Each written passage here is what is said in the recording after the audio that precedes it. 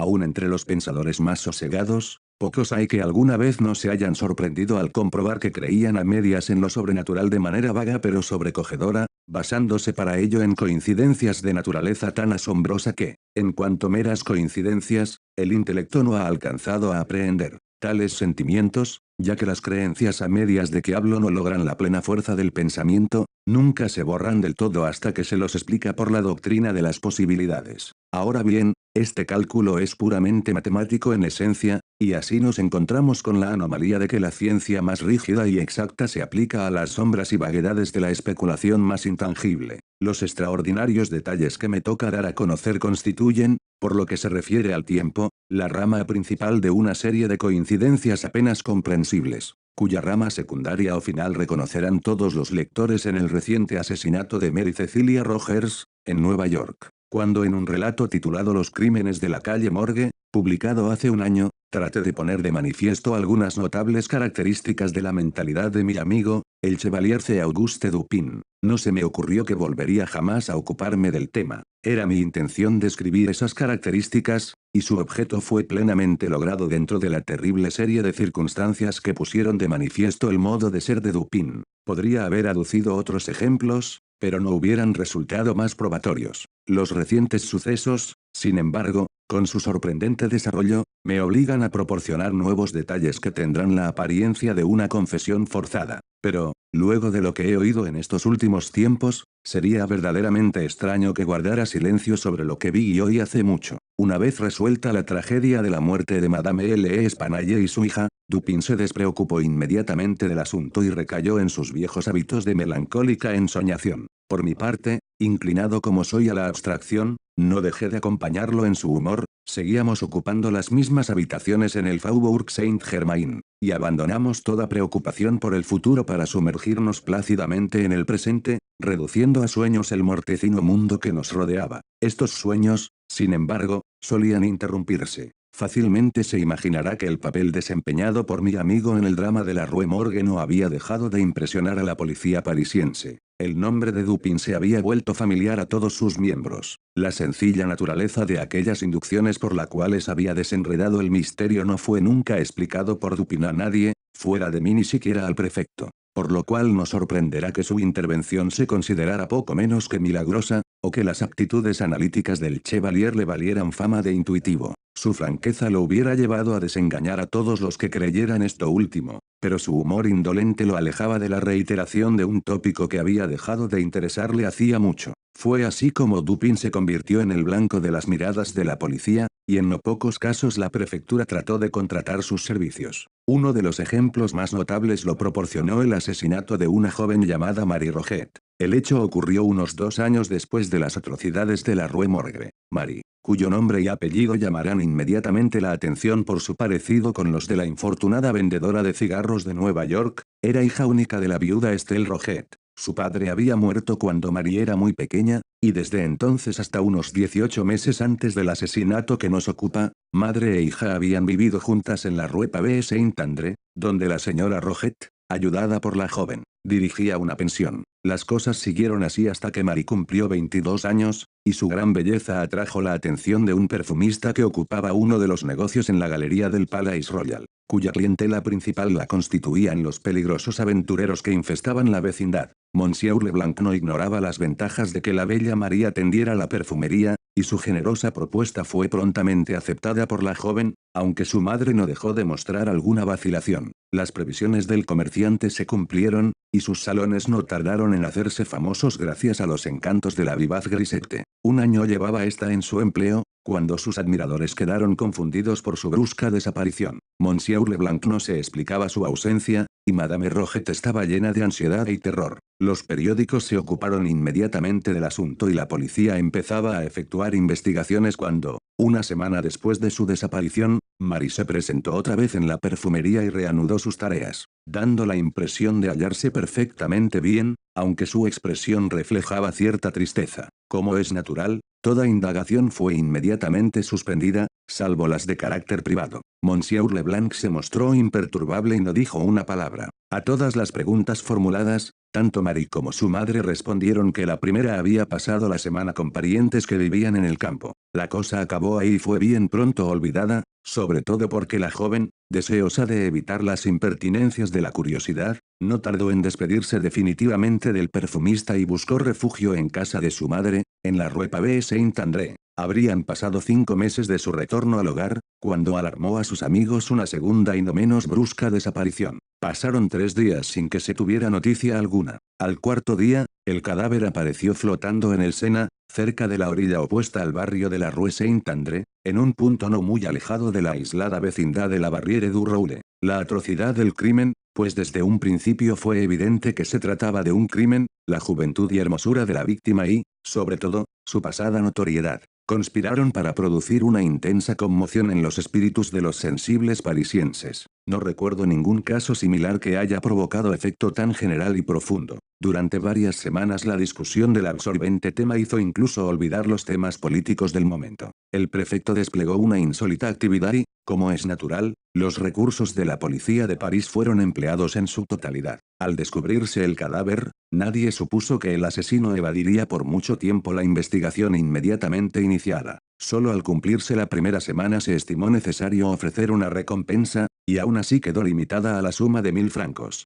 Entretanto la indagación procedía con vigor, ya que no siempre continuó, y numerosas personas fueron interrogadas en vano, mientras la excitación popular iba en aumento al advertir que no se daba con la menor clave que develara el misterio. Al cumplirse el 10º día se creyó conveniente doblar la suma ofrecida. Transcurrió la segunda semana sin llegar a ningún descubrimiento, y como la animosidad siempre existente en París contra la policía se manifestara en una serie de graves disturbios, el prefecto asumió personalmente la responsabilidad de ofrecer la suma de 20.000 francos por la denuncia del asesino o, en caso de que se tratara de más de uno, por la denuncia de cualquiera de los asesinos. En la proclamación de esta recompensa se prometía completo perdón a cualquier cómplice que se presentara a declarar contra el autor del hecho. Al pie del cartel se agregó un segundo, por el cual un comité de ciudadanos ofrecía otros 10.000 francos de recompensa. La suma total alcanzaba, pues, a 30.000 francos, lo cual debe considerarse extraordinario teniendo en cuenta la humilde condición de la víctima y la gran frecuencia con que en las grandes ciudades acontecen atrocidades de este género.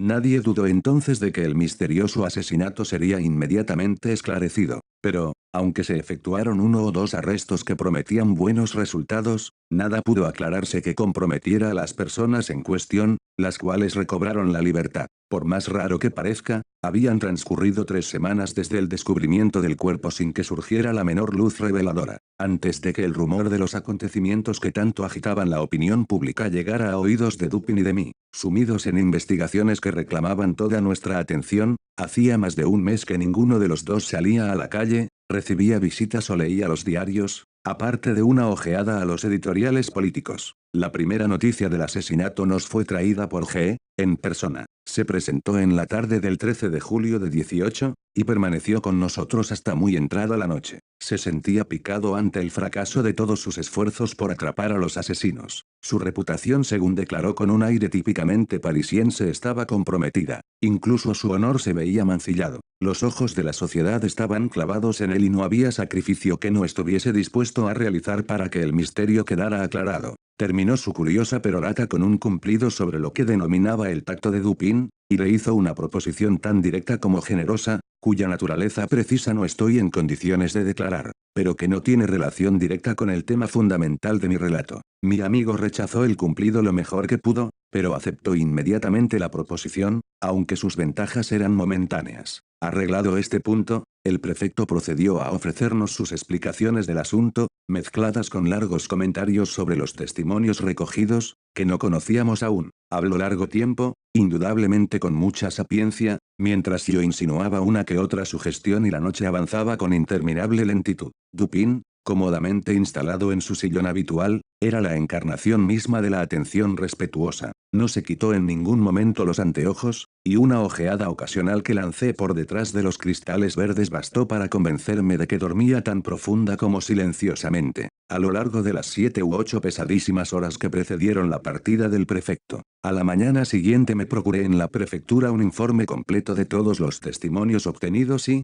en las oficinas de los diarios, un ejemplar de cada edición en la cual se hubieran publicado noticias importantes sobre el triste caso. Libres de todo lo que cabía rechazar de plano, el total de las informaciones era el siguiente: Marie Roget abandonó la casa de su madre en la Rue Pavée Saint-André hacia las 9 de la mañana del domingo 22 de junio de 18. Al salir informó a un señor Jacques Eustache y solamente a él que tenía intención de pasar el día en casa de una tía que habitaba en la Rue des Drômes. Esta calle, angosta y breve pero muy populosa, no está lejos de la orilla del río y queda a unas 2 millas siguiendo la línea más directa posible de la pensión de Madame Roget. Eustache era el novio oficial de Marie, y vivía en la pensión donde asimismo almorzaba y cenaba. Quedó convenido que iría a buscar a su prometida al anochecer, para acompañarla de regreso. Aquella tarde, empero, se puso a llover copiosamente y, al suponer que Marie se quedaría en casa de su tía, como lo había hecho en circunstancias similares, su novio no creyó necesario mantener su promesa. A medida que avanzaba la noche, oyóse decir a Madame Roget, que era una anciana achacosa, de 70 años, que no volvería a ver nunca más a Marie. Pero en el momento nadie tomó en cuenta su observación. El lunes se supo con certeza que la muchacha no había estado en las Rue des Drômes, y cuando transcurrió el día sin noticias de ella se inició una tardía búsqueda en distintos puntos de la ciudad y alrededores. Pero solo al cuarto día de la desaparición se tuvieron las primeras noticias concretas. Ese día, miércoles, 25 de junio, un señor Beauvais, que en unión de un amigo había estado haciendo indagaciones sobre Marie cerca de la Barrière du Roule, en la orilla del Sena opuesta a la Rue Pavée Saint-André, fue informado de que unos pescadores acababan de extraer y llevar a la orilla un cadáver que había aparecido flotando en el río. En presencia del cuerpo, y luego de alguna vacilación, Beauvais lo identificó como el de la muchacha de la perfumería. Su amigo la reconoció antes que él. El rostro estaba cubierto de sangre coagulada, parte de la cual salía de la boca. No se advertía ninguna espuma, como ocurre con los ahogados. Los tejidos celulares no estaban decolorados. Alrededor de la garganta se advertían magulladuras y huellas de dedos. Los brazos estaban doblados sobre el pecho y rígidos. La mano derecha aparecía cerrada, la izquierda, abierta en parte. En la muñeca izquierda había dos escoriaciones circulares, aparentemente causadas por cuerdas o por una cuerda pasada 2 veces. Parte de la muñeca derecha aparecía también muy escoriada, lo mismo que toda la espalda y en especial los omóplatos. Al traer el cuerpo a la orilla los pescadores lo habían atado con una soga, pero ninguna de las escoriaciones había sido producida por esta. El cuello aparecía sumamente hinchado. No se veía ninguna herida, ni contusiones que provinieran de golpes. Alrededor del cuello se encontró un cordón atado con tanta fuerza que no se alcanzaba a distinguirlo, de tal modo estaba incrustado en la carne, había sido asegurado con un nudo situado exactamente debajo de la oreja izquierda. Esto solo hubiera bastado para provocar la muerte. El testimonio médico dejó expresamente establecida la virtud de la difunta, expresando que había sido sometida a una brutal violencia. Al ser encontrado el cuerpo se hallaba en un estado que no impedía su identificación por parte de sus conocidos. Las ropas de la víctima aparecían llenas de desgarrones y en desorden. Una tira de un pie de ancho había sido arrancada del vestido, desde el ruedo de la falda hasta la cintura, pero no desprendida por completo. Aparecía arrollada 3 veces en la cintura y asegurada mediante una especie de ligadura en la espalda. La bata que Marie llevaba debajo del vestido era de fina muselina, una tira de 18 pulgadas de ancho había sido arrancada por completo de esta prenda, de manera muy cuidadosa y regular. Dicha tira apareció alrededor del cuello, pero no apretada, aunque había sido asegurada con un nudo firmísimo. Sobre la tira de muselina y el cordón había un lazo procedente de una cofia, que aún colgaba de él. Dicho lazo estaba asegurado con un nudo de marinero, y no con el que emplean las señoras. Luego de identificado, el cadáver no fue conducido a la morgue, como se acostumbraba, ya que la formalidad parecía superflua, sino enterrado presurosamente no lejos del lugar donde fuera extraído del agua. Gracias a los esfuerzos de Beauvais, el asunto se mantuvo cuidadosamente en secreto y transcurrieron varios días antes de que el interés público despertara. Un semanario, sin embargo, se ocupó por fin del tema, exhumóse el cadáver, procediéndose a un nuevo examen del mismo, pero nada se agregó a lo anteriormente conocido. Mas esta vez se mostraron las ropas a la madre y amigos de Marie, quienes las identificaron como las que vestía la muchacha al abandonar su casa. La agitación, entretanto, aumentaba de hora en hora. Numerosas personas fueron arrestadas y puestas nuevamente en libertad. Eustache, en especial, provocaba vivas sospechas, pues en un comienzo fue incapaz de explicar satisfactoriamente sus movimientos a lo largo del domingo en que Marie salió de su casa. Más tarde, empero, presentó a Monsieur G. testimonios escritos que daban cuenta clara de cada hora del día en cuestión. A medida que transcurría el tiempo sin que se hiciera el menor descubrimiento, empezaron a circular mil rumores contradictorios, y los periodistas se entregaron a la tarea de proponer sugestiones. Entre ellas, la que más llamó la atención fue la de que Marie Rogét estaba todavía viva, y que el cuerpo hallado en el Sena correspondía a alguna otra desventurada mujer. Creo oportuno someter al lector los pasajes que contienen la sugestión aludida. Son transcripción literal de artículos aparecidos en L'Etoile, periódico redactado habitualmente con mucha competencia. Mademoiselle Rogét abandonó la casa de su madre en la mañana del domingo 22 de junio, con el ostensible propósito de visitar a su tía o a algún otro pariente en las Ruedes de Romes. Desde esa hora, nadie parece haber vuelto a verla. No hay la menor huella ni noticia. Hasta la fecha, por lo menos, no se ha presentado nadie que la haya visto una vez que salió de la casa materna. Ahora bien, aunque carecemos de testimonios de que Marie Rogét se hallaba aún entre los vivos después de las 9 de la mañana del domingo 22 de junio, hay pruebas de que lo estaba hasta esa hora. El miércoles, a mediodía, un cuerpo de mujer fue descubierto a flote cerca de la orilla de la Barriere du Roule. Aún presumiendo que Marie Rogét fuera arrojada al río dentro de las 3 horas siguientes a la salida de su casa, esto significa un término de 3 días, hora más o menos, desde el momento en que abandonó su hogar. Pero sería absurdo suponer que el asesinato, si se trata de un asesinato, pudo ser consumado lo bastante pronto para permitir a los perpetradores arrojar el cuerpo al río antes de medianoche. Quienes cometen tan horribles crímenes prefieren la oscuridad a la luz. Vemos así que, si el cuerpo hallado en el río era el de Marie Rogét, solo pudo estar en el agua 2 días y medio, o 3 como máximo. Las experiencias han demostrado que los cuerpos de los ahogados, o de los arrojados al agua inmediatamente después de una muerte violenta, requieren de 6 a 10 días para que la descomposición esté lo bastante avanzada como para devolverlos a la superficie. Incluso si se dispara un cañonazo sobre el lugar donde hay un cadáver, y este sube a la superficie antes de una inmersión de 5 o 6 días, volverá a hundirse si no se lo amarra. Preguntamos ahora, ¿qué pudo determinar semejante alteración en el curso natural de las cosas? Si el cuerpo, maltratado como estaba, hubiera permanecido en tierra hasta la noche del martes, no habría dejado de aparecer en la costa alguna huella de los asesinos. Asimismo, resulta dudoso que el cuerpo hubiera subido tan pronto a flote, aún lanzado al agua después de 2 días de producida la muerte. Y, lo que es más, parece altamente improbable que los miserables capaces de semejante crimen hayan arrojado el cadáver al agua sin atarle algún peso para mantenerlo sumergido. Cosa que no ofrecía la menor dificultad, el articulista continúa arguyendo que el cuerpo debió de estar en el agua no solamente 3 días, sino, por lo menos, 5 veces ese tiempo, pues aparecía tan descompuesto que Beauvais tuvo gran dificultad para identificarlo. Este último punto, empero, fue plenamente refutado. Continúo traduciendo, en que se basa, pues, Monsieur Beauvais para afirmar que no duda de que el cuerpo es el de Marie Rogét. Sabemos que procedió a desgarrar la manga del vestido y que afirmó que había advertido en el brazo marcas que probaban su identidad. El público habrá pensado que se trataba de alguna cicatriz o cicatrices, pero Monsieur Beauvais se limitó a frotar el brazo y comprobar que tenía vello,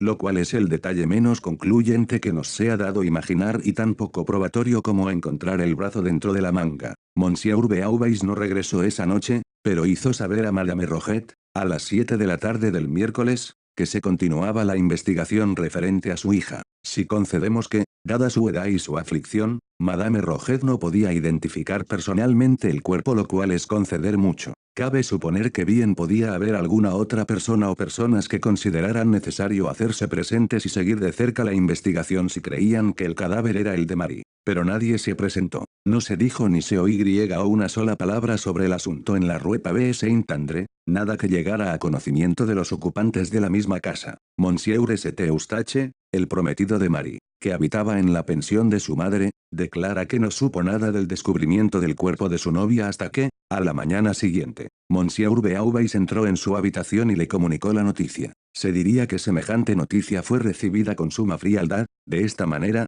el articulista se esforzaba por crear la impresión de una cierta apatía por parte de los parientes de Marie, contradictoria con la suposición de que dichos parientes creían que el cadáver era el de la joven. Las insinuaciones pueden reducirse a lo siguiente: Marie, con la complicidad de sus amigos, se había ausentado de la ciudad por razones que implicaban un cargo contra su castidad. Al aparecer en el Sena un cuerpo que se parecía algo al de la muchacha, sus parientes habían aprovechado la oportunidad para impresionar al público con el convencimiento de su muerte. Pero Letoile volvía a apresurarse. Probóse claramente que la aludida apatía no era tal, que la madre de Marie estaba muy débil y tan afligida que era incapaz de ocuparse de nada, que St. Eustache, lejos de haber recibido fríamente la noticia, hallábase en tal estado de desesperación y se conducía de una manera tan extraviada, que Monsieur Beauvais debió pedir a un amigo y pariente que no se separara de su lado y le impidiera presenciar la exhumación del cadáver. Letoile afirmaba, además, que el cuerpo había sido nuevamente enterrado a costa del municipio,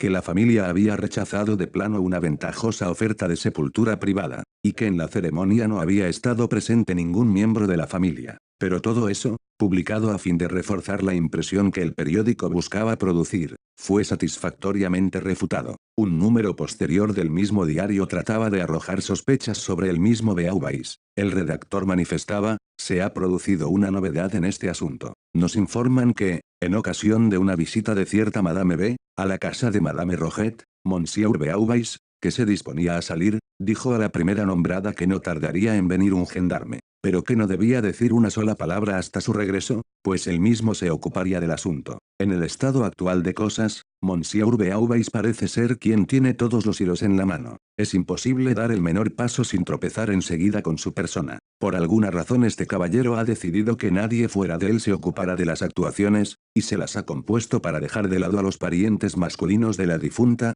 procediendo en forma harto singular. Parece, además, haberse mostrado muy refractario a que los parientes de la víctima vieran el cadáver, un hecho posterior contribuyó a dar alguna consistencia a las sospechas así arrojadas sobre Beauvais. Días antes de la desaparición de la joven, una persona que acudió a la oficina de aquel, en ausencia de su ocupante, observó que en la cerradura de la puerta había una rosa, y que en una pizarra colgada al lado aparecía el nombre Marie. ¿Hasta dónde podíamos deducirlo por la lectura de los diarios? La impresión general era que la muchacha había sido víctima de una banda de criminales, quienes la habían arrastrado cerca del río, maltratado y, finalmente, asesinado. Le Commerciel, el periódico de gran influencia, combatía, sin embargo, vigorosamente esta opinión popular. Cito uno o dos pasajes de sus columnas: estamos persuadidos de que, al encaminarse hacia la Barriere du Roule, la indagación ha seguido hasta ahora un camino equivocado. Es imposible que una persona tan popularmente conocida como la joven víctima hubiera podido caminar 3 cuadras sin que la viera alguien,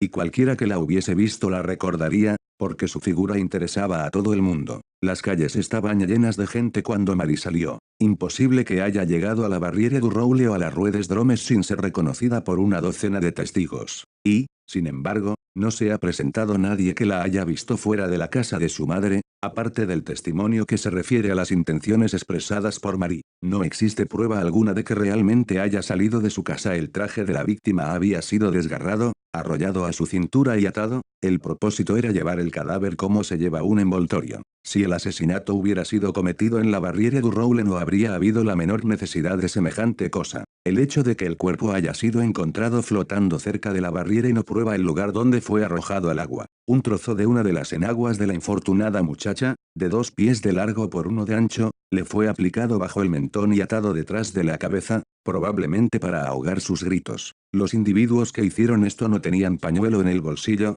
1 o 2 días antes de que el prefecto nos visitara, la policía recibió importantes informaciones que parecieron invalidar los argumentos esenciales de Le Commerciel. 2 niños, hijos de cierta Madame de Luc, que vagabundeaban por los bosques próximos a la Barriere du Roule, entraron casualmente en un espeso soto, donde había 3 o 4 grandes piedras que formaban una especie de asiento con respaldo y escabel. Sobre la piedra superior aparecían unas enaguas blancas, en la segunda, una chalina de seda. También encontraron una sombrilla, guantes y un pañuelo de bolsillo. Este último ostentaba el nombre Marie Roget. En las zarzas circundantes aparecieron jirones de vestido. La tierra estaba removida, rotos los arbustos y no cabía duda de que una lucha había tenido lugar. Entre el soto y el río se descubrió que los vallados habían sido derribados y la tierra mostraba señales de que se había arrastrado una pesada carga. Un semanario, Le Soleil, contenía el siguiente comentario del descubrimiento, comentario que era como el eco de la prensa parisiense: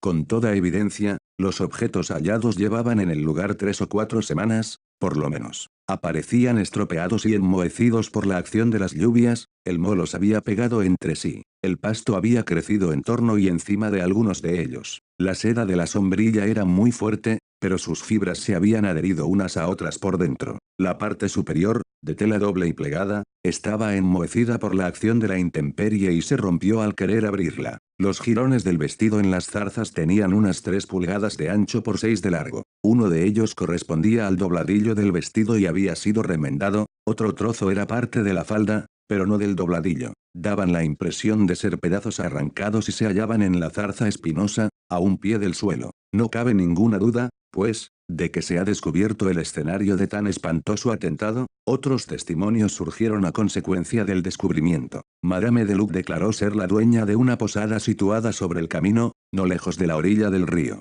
en la parte opuesta a la Barriere du Roule. Esta región es particularmente solitaria y constituye el habitual lugar de esparcimiento de los pájaros de cuenta de París, que cruzan el río en bote. Hacia las 3 de la tarde del domingo en cuestión llegó a la posada una muchacha a quien acompañaba un hombre joven y moreno. Ambos permanecieron algún tiempo en la casa. Al partir se encaminaron rumbo a los espesos bosques de la vecindad. Madame Deluc había observado con atención el tocado de la muchacha, pues le recordaba mucho uno que había tenido una parienta suya fallecida. Reparó, sobre todo, en la chalina. Poco después de la partida de la pareja se presentó una pandilla de malandrines, quienes se condujeron escandalosamente, comieron y bebieron sin pagar, siguieron luego la ruta que habían tomado los dos jóvenes y regresaron a la posada al anochecer, volviendo a cruzar el río como si tuvieran mucha prisa. Poco después de oscurecer, aquella misma tarde, Madame Deluc y su hijo mayor oyeron los gritos de una mujer en la vecindad de la posada. Los gritos eran violentos, pero duraron poco. Madame de no solamente reconoció la chalina hallada en el soto, sino el vestido que tenía el cadáver.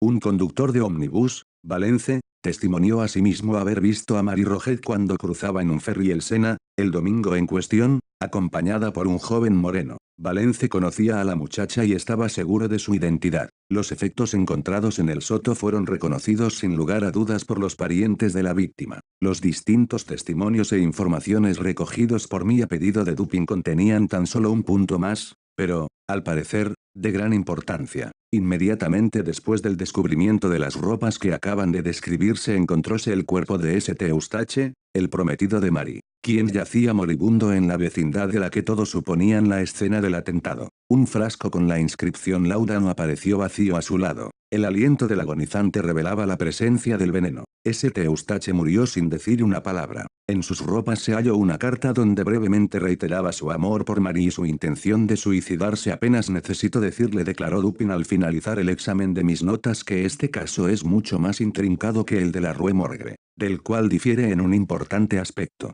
Estamos aquí en presencia de un crimen ordinario, por más atroz que sea. No hay nada particularmente excesivo, o outre, en sus características. Observará usted que por esta razón se consideró que el misterio era sencillo, cuando, en realidad, y por la misma razón, debía considerárselo muy difícil. Al principio, por ejemplo, no se creyó necesario ofrecer una recompensa. Los agentes de G. fueron capaces de comprender inmediatamente cómo y por qué podía haberse cometido esa atrocidad. Se representaron imaginariamente un modo, muchos modos y un móvil, muchos móviles. Y como no era imposible que cualquiera de tan numerosos modos y móviles pudiera haber sido el verdadero, descontaron que uno de ellos tenía que ser el verdadero. Pero la facilidad con que nacieron tan diversas fantasías y lo plausible de cada una deberían haber indicado las dificultades del caso antes que su facilidad. Ya le he hecho notar que la razón se abre camino por encima del nivel ordinario, si es que ha de encontrar la verdad, y que la verdadera pregunta en casos como estos no es tanto,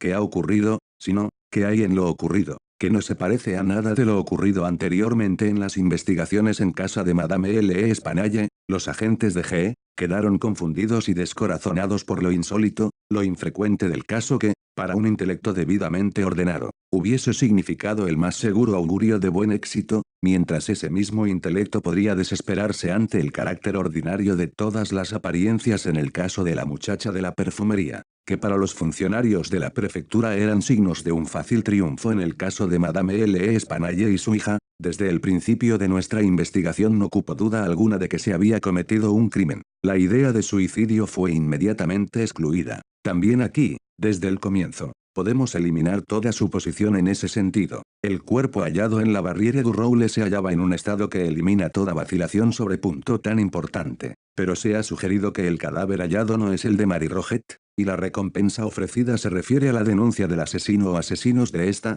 y lo mismo el acuerdo a que hemos llegado con el prefecto. Bien conocemos a este caballero y no debemos confiar demasiado en él. Si iniciamos nuestras investigaciones a partir del cadáver hallado y seguimos la huella del asesino hasta descubrir que el cadáver pertenece a otra persona, o bien si partimos de la suposición de que Marie está viva y verificamos que, efectivamente, esa es la verdad, en ambos casos perdemos el precio de nuestras fatigas, ya que tenemos que entendernos con Monsieur G. Vale decir que nuestro primer objetivo, si pensamos en nosotros tanto como en la justicia, debe consistir en dejar bien establecido que el cadáver hallado pertenece a la Marie Roget desaparecida. Los argumentos de Letoile han tenido gran repercusión entre el público, y el periódico mismo está tan convencido de su importancia que comienza así uno de sus comentarios sobre el tema. Varios diarios de la mañana, en su edición de hoy, aluden al concluyente artículo de Letoile del domingo. Para mí el tal artículo no es nada concluyente y solo demuestra el celo de su redactor. Debemos tener en cuenta que,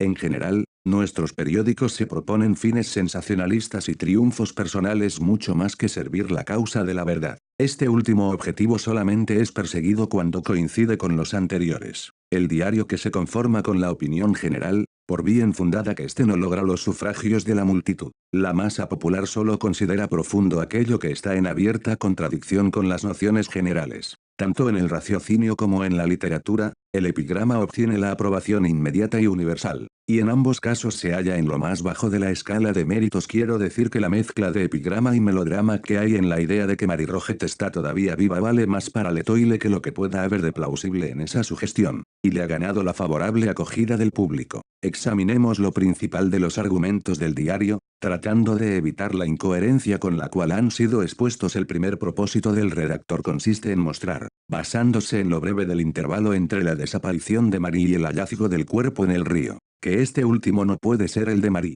De inmediato, el redactor trata de reducir dicho intervalo a sus menores proporciones. En la ansiosa persecución de este objetivo, no vacila en abandonarse a meras suposiciones. Sería absurdo suponer, declara, que el asesinato, si se trata de un asesinato, pudo ser consumado lo bastante pronto para permitir a los perpetradores arrojar el cuerpo al río antes de medianoche. Con toda naturalidad pregunto, ¿por qué? Porque es absurdo suponer que el crimen pudo ser cometido 5 minutos después de que la muchacha salió de casa de su madre. Porque es absurdo suponer que el crimen fue cometido en cualquier momento de ese día. Ha habido asesinatos a todas horas. Pero si el crimen hubiese tenido lugar en cualquier momento entre las 9 de la mañana del domingo y un cuarto de hora antes de medianoche, siempre habría habido tiempo suficiente para arrojar el cuerpo al río antes de medianoche. La suposición, pues, se reduce a esto: el asesinato no fue cometido el día domingo. Pero si permitimos a Letoile suponer eso, bien podemos permitirle todas las libertades. El párrafo que comienza,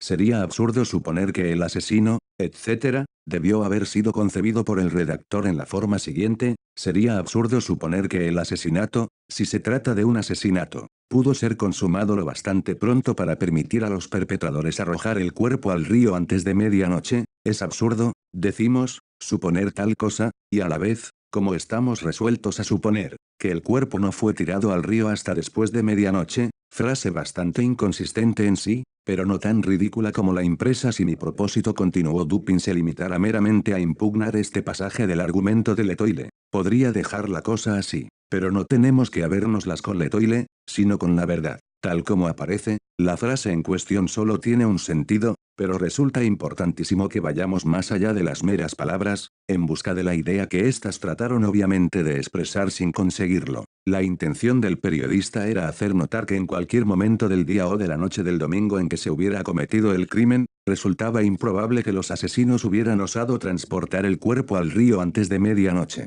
Y es aquí donde reside la suposición contra la cual me rebelo. Se da por supuesto que el asesinato fue cometido en un lugar y en tales circunstancias que hacían necesario transportar el cadáver. Ahora bien, el asesinato pudo producirse a la orilla del río o en el río mismo. Vale decir que el acto de arrojar el cadáver al río pudo ocurrir en cualquier momento del día o de la noche, como la forma de ocultamiento más inmediata y más obvia. Comprenderá que no sugiero nada de esto como probable o como coincidente con mi propia opinión. Hasta ahora, Mis intenciones no se refieren a los hechos del caso. Simplemente deseo prevenirlo contra el tono de esa sugestión de Letoile, mostrándole desde un comienzo su carácter luego de fijar un límite adecuado a sus nociones preconcebidas y de suponer que, de tratarse del cuerpo de Mary, solo podría haber permanecido breve tiempo en el agua. El diario continúa diciendo, las experiencias han demostrado que los cuerpos de los ahogados o de los arrojados al agua inmediatamente después de una muerte violenta requieren de 6 a 10 días para que la descomposición esté lo bastante avanzada como para devolverlos a la superficie. Incluso si se dispara un cañonazo sobre el lugar donde hay un cadáver y este sube a la superficie antes de una inmersión de 5 o 6 días volverá a hundirse si no se lo amarra.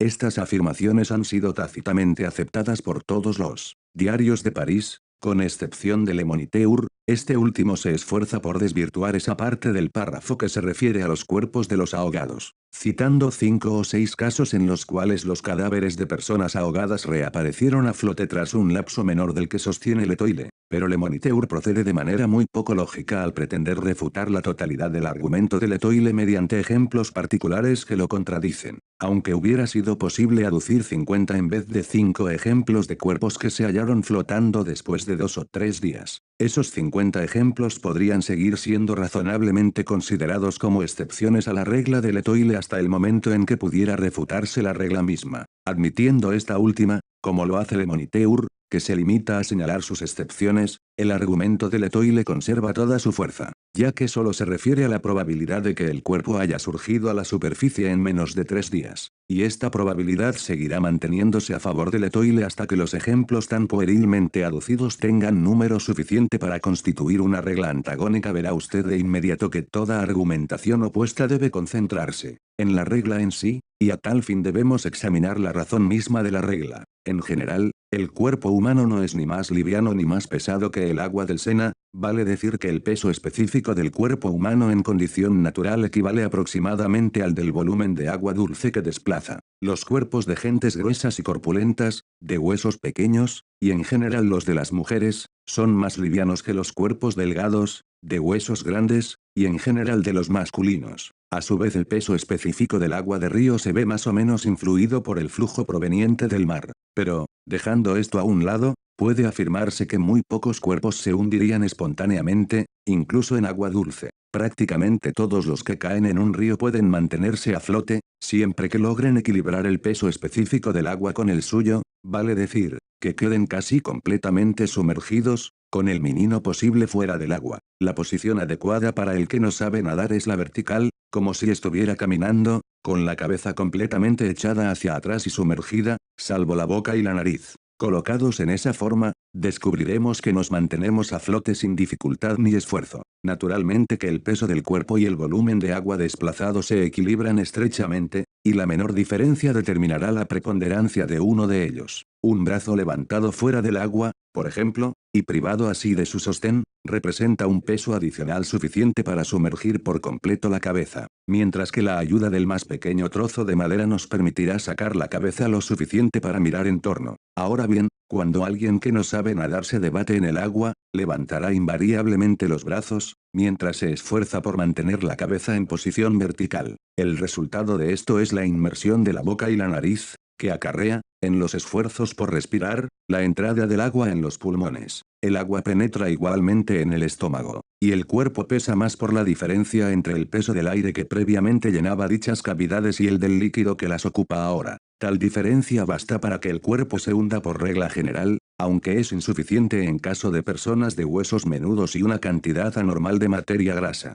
Estas personas siguen flotando incluso después de haberse ahogado suponiendo que el cuerpo se encuentre en el fondo del río. Permanecerá allí hasta que por algún motivo su peso específico vuelva a ser menor que la masa de agua que desplaza. Esto puede deberse a la descomposición o a otras razones. La descomposición produce gases que distienden los tejidos celulares y todas las cavidades, produciendo en el cadáver esa hinchazón tan horrible de ver. Cuando la distensión ha avanzado a punto tal que el volumen del cuerpo aumenta de tamaño sin un aumento correspondiente de masa, su peso específico resulta menor que el del agua desplazada y, por tanto, se remonta a la superficie. Pero la descomposición se ve modificada por innumerables circunstancias y es acelerada o retardada por múltiples causas, vayan como ejemplos el calor o frío de la estación, la densidad mineral o la pureza del agua, la profundidad de esta, su movimiento o estancamiento, las características del cuerpo, su estado normal o anormal antes de la muerte. Resulta, pues, evidente que no podemos señalar con seguridad un periodo preciso tras el cual el cadáver saldrá a flote a causa de la descomposición. Bajo ciertas condiciones, este resultado puede ocurrir dentro de una hora, bajo otras,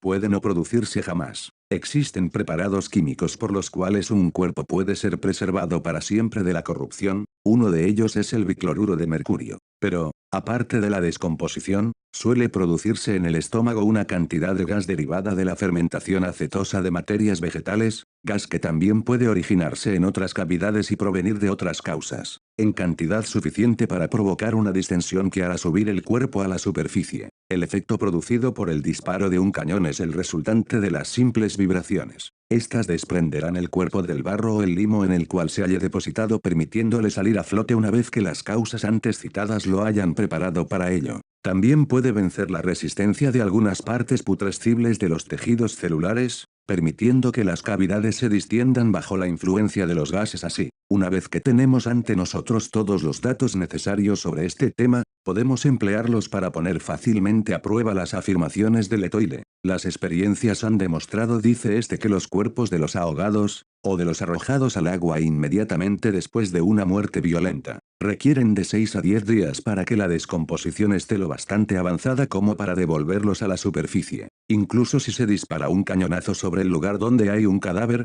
y este sube a la superficie antes de una inmersión de 5 o 6 días, volverá a hundirse si no se lo amarra, a la luz de lo que sabemos. La totalidad de este párrafo aparece como un tejido de inconsecuencias e incoherencias. La experiencia no demuestra que los cuerpos de ahogados requieran de 6 a 10 días para que la descomposición avance lo suficiente para devolverlos a la superficie. Tanto la ciencia como la experiencia muestran que el término de su reaparición es y debe ser necesariamente variable. Si, además, un cuerpo ha salido a flote por el disparo de un cañón, no volverá a hundirse si no se lo amarra hasta que la descomposición haya avanzado lo bastante para permitir el escape del gas acumulado en el interior. Quiero llamar su atención sobre el distingo que se hace entre cuerpos de ahogados y cuerpos arrojados al agua inmediatamente después de una muerte violenta. Aunque el redactor admite la distinción, los incluye empero en la misma categoría. Ya he demostrado que el cuerpo de un hombre que se ahoga se vuelve específicamente más pesado que la masa de agua que desplaza, y que no se hundiría si no fuera por los movimientos en el curso de los cuales saca los brazos fuera del agua, y su ansiedad por respirar debajo de esta, con lo cual el espacio que ocupaba el aire en los pulmones se ve reemplazado por agua. Pero estos movimientos y estas respiraciones no ocurren en un cuerpo arrojado al agua inmediatamente después de una muerte violenta. En este último caso, pues, es regla general que el cuerpo no se hunda, detalle que Letoile evidentemente ignora. Cuando la descomposición alcanza un grado avanzado, cuando la carne se ha desprendido en gran parte de los huesos, entonces, pero solo entonces, perderemos de vista el cadáver que nos queda ahora del argumento por el cual el cuerpo encontrado no puede ser el de Mary Roget dado que apareció flotando a 3 días apenas de su desaparición. En caso de haberse ahogado, el cuerpo pudo no hundirse nunca, ya que se trataba de una mujer, o, en caso de hundirse, pudo reaparecer al cabo de 24 horas o menos. Sin embargo, nadie supone que Mary se haya ahogado, y, habiendo sido asesinada antes de que la arrojaran al río, su cadáver pudo ser encontrado a flote en cualquier momento, pero dice Letoile si el cuerpo, maltratado como estaba, hubiera permanecido en tierra hasta la noche del martes, no habría dejado de encontrarse en la costa alguna huella de los asesinos.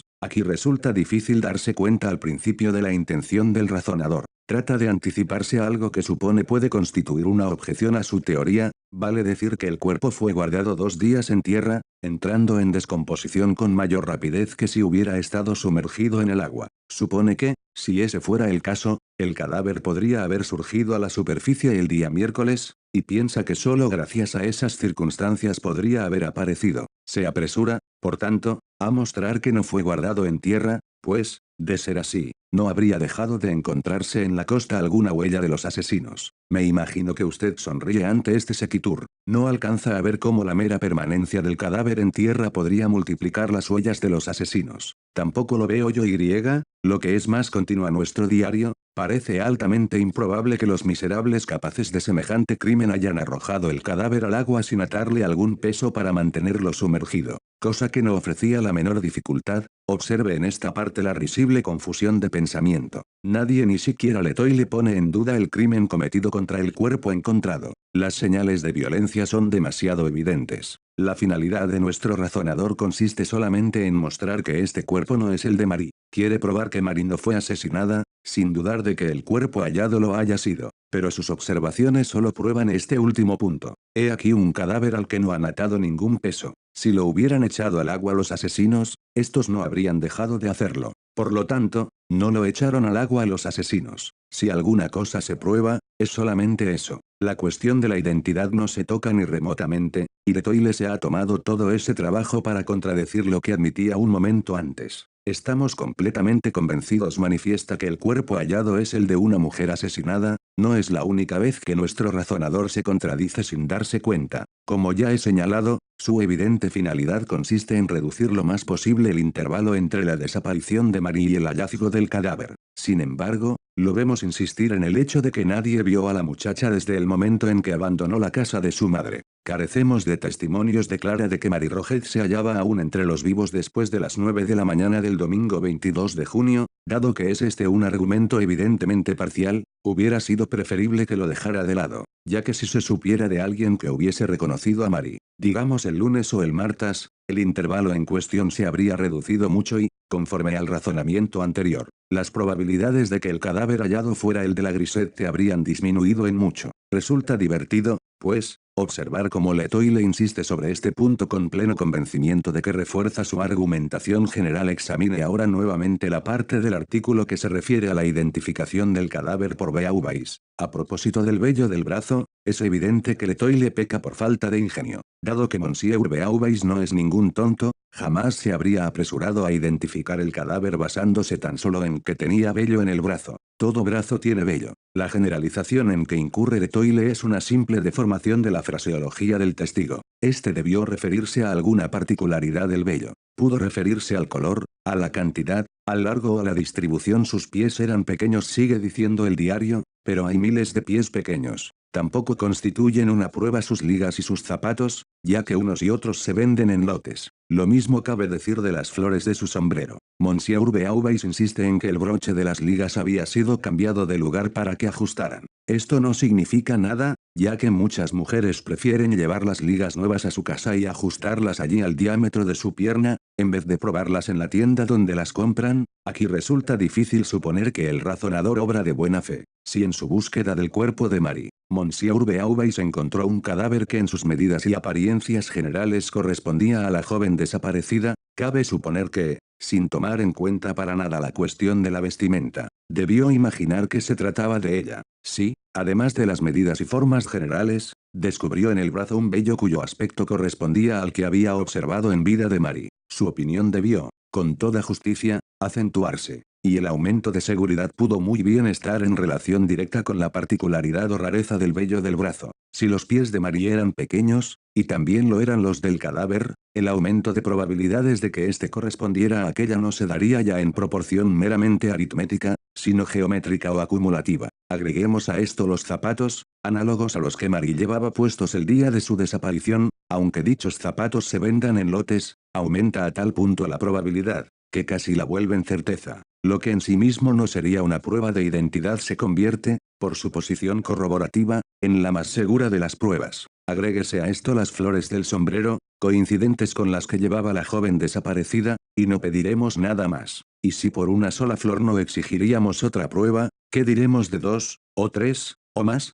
Cada una que se agrega es una prueba múltiple, no una prueba sumada a otra, sino multiplicada por cientos o miles. Descubramos ahora en el cadáver un par de ligas como las que usaba la difunta, y sería casi una locura seguir adelante. Pero, además, ocurre que estas ligas aparecen ajustadas, mediante el corrimiento de su broche, en la misma forma en que Marie había ajustado las suyas poco antes de salir de su casa. Dudar, ahora, es hipocresía o locura. Cuando Letoile sostiene que este acortamiento de las ligas es una práctica habitual, lo único que demuestra es su pertinacia en el error. La calidad elástica de toda liga demuestra por sí misma que la necesidad de acortarla es muy poco frecuente. Lo que está hecho para ajustar por sí mismo solo rara vez necesitará ayuda para cumplir su cometido. Solo por accidente, en su más estricto sentido, las ligas de Mary requirieron ser acortadas, y ellas solas hubieran bastado para asegurar ampliamente su identidad. Pero aquí no se trata de que el cadáver tuviera las ligas de la joven desaparecida, o sus zapatos, o su gorro, o las flores de su gorro, o sus pies,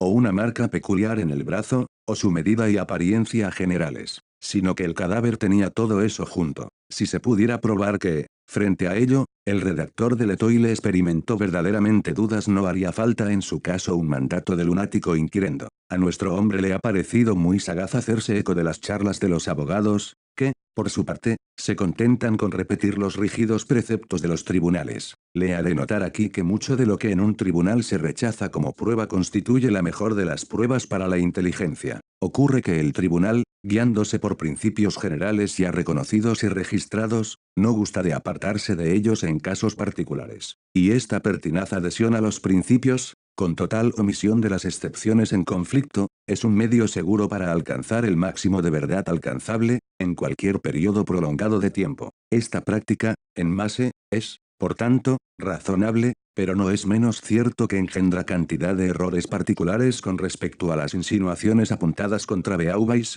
Estará usted pronto a desecharlas de un soplo. Supongo que habrá ya advertido la verdadera naturaleza de este excelente caballero. Es un entrometido, lleno de fantasía romántica y con muy poco ingenio. En una situación verdaderamente excitante como la presente, toda persona como él se conducirá de manera de provocar sospechas por parte de los excesivamente sutiles o de los mal dispuestos. Según surge de las notas reunidas por usted, Monsieur Beauvais tuvo algunas entrevistas con el director de L'Etoile, y lo disgustó al aventurar la opinión de que el cadáver, pese a la teoría de aquel, era sin lugar a dudas el de Marie. Persiste, dice el diario, en afirmar que el cadáver es el de Marie, pero no es capaz de señalar ningún detalle, fuera de los ya comentados, que imponga su creencia a los demás, sin reiterar el hecho de que mejores pruebas para imponer su creencia a los demás no podrían haber sido nunca aducidas. Conviene señalar que en un caso de este tipo un hombre puede muy bien estar convencido, sin ser capaz de proporcionar la menor razón de su convencimiento a un tercero.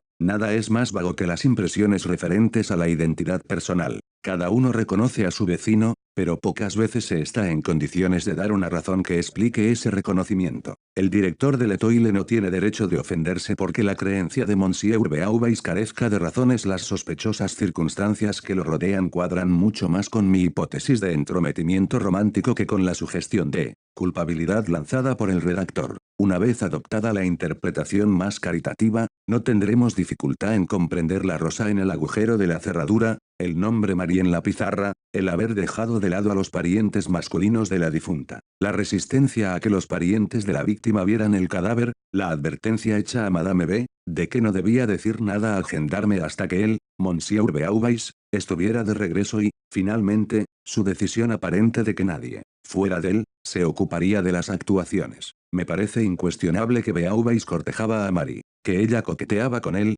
y que nuestro hombre estaba ansioso de que lo creyeran dueño de su confianza e íntimamente vinculado con ella. No insistiré sobre este punto. Por lo demás, las pruebas refutan redondamente las afirmaciones de L'Etoile tocantes a la supuesta apatía por parte de la madre y otros parientes, apatía contradictoria con su convencimiento de que el cadáver era el de la muchacha. Pasemos adelante, pues, como si la cuestión de la identidad quedara probada a nuestra entera satisfacción. ¿Y qué piensa usted?, pregunté. De las opiniones de Le Commerciel en esencia, merecen mucha mayor atención que todas las formuladas sobre el asunto. Las deducciones derivadas de las premisas son lógicas y agudas, pero, en dos casos, las premisas se basan en observaciones imperfectas. Le Commerciel insinúa que Marie fue secuestrada por alguna banda de malandrines a poca distancia de la casa de su madre. Es imposible, señala, que una persona tan popularmente conocida como la joven víctima hubiera podido caminar 3 cuadras sin que la viera alguien. Esta idea nace de un hombre que reside hace mucho en París, donde está empleado, y cuyas andanzas en uno u otro sentido se limitan en su mayoría a la vecindad de las oficinas públicas. Sabe que raras veces se aleja más de 12 cuadras de su oficina sin ser reconocido o saludado por alguien. Frente a la amplitud de sus relaciones personales, compara esta notoriedad con la de la joven perfumista, sin advertir mayor diferencia entre ambas, y llega a la conclusión de que, Cuando Mari salía de paseo, no tardaba en ser reconocida por diversas personas, como en su caso. Pero esto podría ser cierto si Mari hubiese cumplido itinerarios regulares y metódicos, tan restringidos como los del redactor, y análogos a los suyos. Nuestro razonador va y viene a intervalos regulares dentro de una periferia limitada, llena de personas que lo conocen porque sus intereses coinciden con los suyos, puesto que se ocupan de tareas análogas. Pero cabe suponer que los paseos de Mari carecían de rumbo preciso. En este caso particular lo más probable es que haya tomado por un camino distinto de sus itinerarios acostumbrados. El paralelo que suponemos existía en la mente de Le Commerciel solo es defendible si se trata de dos personas que atraviesan la ciudad de extremo a extremo. En este caso, si imaginamos que las relaciones personales de cada uno son equivalentes en número, también serán iguales las posibilidades de que cada uno encuentre el mismo número de personas conocidas. Por mi parte, no solo creo posible, sino muy probable, que María haya andado por las diversas calles que unen su casa con la de su tía, sin encontrar a ningún conocido. Al estudiar este aspecto como corresponde, no se debe olvidar nunca la gran desproporción entre las relaciones personales, incluso las del hombre más popular de París, y la población total de la ciudad de todos modos. La fuerza que aparentemente pueda tener la sugestión de Le Commerciel disminuye mucho si pensamos en la hora en que María abandonó su casa. Las calles estaban llenas de gente cuando salió, dice Le Commerciel, pero no es así. Eran las 9 de la mañana. Es verdad que durante toda la semana las calles están llenas de gente a las 9, pero no el domingo. Ese día, la mayoría de los vecinos están en su casa, preparándose para ir a la iglesia. Ninguna persona observadora habrá dejado de reparar en el aire particularmente desierto de la ciudad, entre las 8 y las 10 del domingo. De 10 a 11, las calles están colmadas,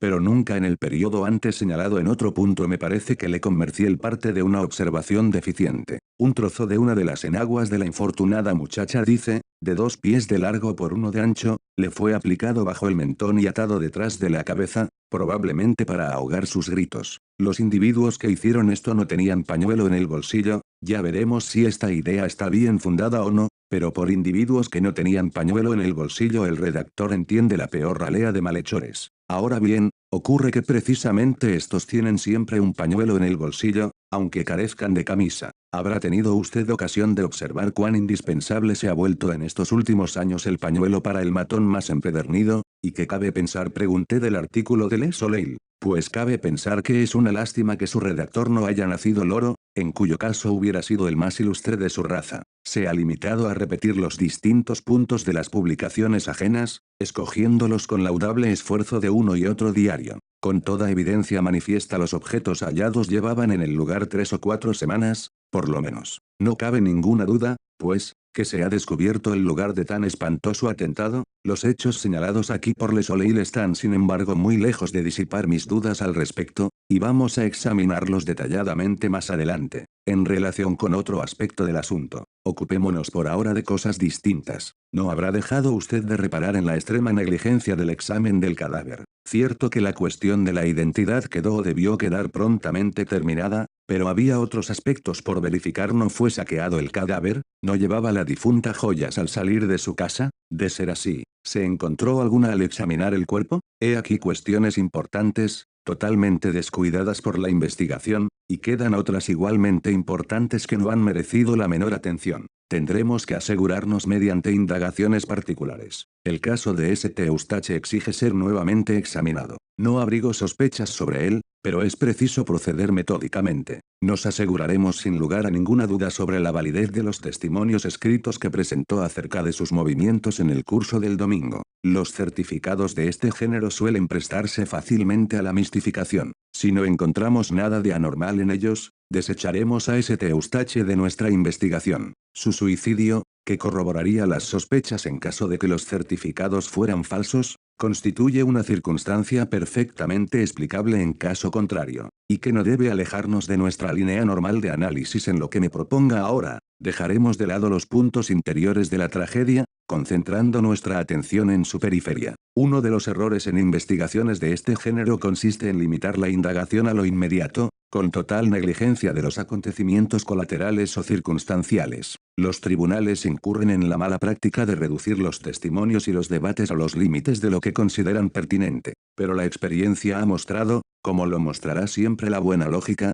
que una parte muy grande, quizá la más grande de la verdad, surge de lo que se consideraba marginal y accesorio. Basándose en el espíritu de este principio, sino en su letra, la ciencia moderna se ha decidido a calcular sobre lo imprevisto. Pero quizá no me hago entender. La historia del conocimiento humano ha mostrado ininterrumpidamente que la mayoría de los descubrimientos más valiosos los debemos a acaecimientos colaterales, incidentales o accidentales. Se ha hecho necesario, pues, con vistas al progreso, conceder el más amplio espacio a aquellas invenciones que nacen por casualidad y completamente al margen de las esperanzas ordinarias. Ya no es filosófico fundarse en lo que ha sido para alcanzar una visión de lo que será. El accidente se admite como una porción de la subestructura. Hacemos de la posibilidad una cuestión de cálculo absoluto. Sometemos lo inesperado y lo inimaginado a las fórmulas matemáticas de las escuelas. Repito que es un hecho verificado que la mayor porción de toda verdad surge de lo colateral, y de acuerdo con el espíritu del principio que se deriva,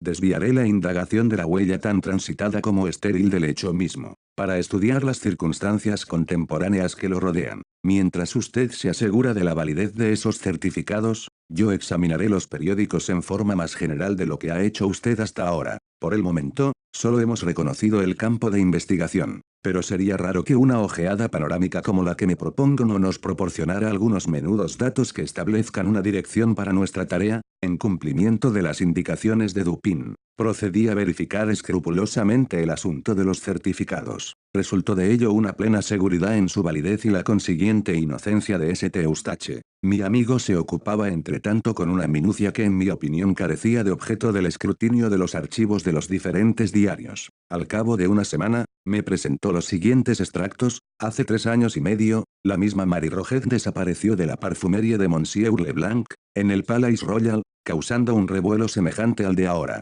Una semana después, Marie reapareció en el mostrador de la tienda, tan bien como siempre, aparte de una ligera palidez que no era usual en ella. Monsieur Leblanc y Madame Roget dieron a entender que Marie había pasado la semana en casa de amigos, en el campo, y el asunto fue rápidamente callado. Presumimos que esta ausencia responde a un capricho de la misma especie y que, dentro de una semana, o quizá de un mes, volveremos a tener a Marie entre nosotros. Evening Paper, domingo 23 de junio. Un diario de la tarde de ayer se refiere a una misteriosa desaparición anterior de Mademoiselle Roget. Es bien sabido que, durante la semana de su ausencia de la parfumerie de Leblanc, estuvo acompañada por un joven oficial de marina muy notorio por su libertinaje. Cabe suponer que una querella providencial la trajo nuevamente a su casa. Conocemos el nombre del libertino en cuestión, que se halla actualmente destacado en París, pero no lo hacemos público por razones comprensibles. Le Mercure, mañana del martes 24 de junio. El más repudiable de los atentados ha tenido lugar anteayer en las proximidades de esta ciudad. Al anochecer, un caballero que paseaba con su esposa y su hija, comprometió los servicios de 6 hombres jóvenes que paseaban en bote cerca de las orillas del Sena, a fin de que los transportaran al otro lado. Al llegar a destino los pasajeros desembarcaron, y se alejaban ya hasta perder de vista el bote cuando la hija descubrió que había olvidado su sombrilla. Al volver en su busca fue asaltada por la pandilla, llevada al centro del río, amordazada y sometida a un brutal ultraje, tras lo cual los villanos la depositaron en un punto cercano a aquel donde había embarcado con sus padres. Los miserables se hallan prófugos, pero la policía les sigue la huella y pronto algunos de ellos serán capturados. Morning Paper, 25 de junio. Hemos recibido una o dos comunicaciones tendentes a echar la culpa del horrible crimen a Menais, pero, como este caballero ha sido plenamente exonerado de toda sospecha por la indagación legal, y los argumentos de nuestros distintos corresponsales parecen más entusiastas que profundos, no creemos oportuno darlos a conocer. Morning Paper, 28 de junio. Hemos recibido varias enérgicas comunicaciones, que aparentemente proceden de diversas fuentes y que dan por seguro que la infortunada Marie Roget ha sido víctima de una de las numerosas bandas de malhechores que infestan cada domingo los alrededores de la ciudad. Nuestra opinión se inclina decididamente en favor de esta suposición.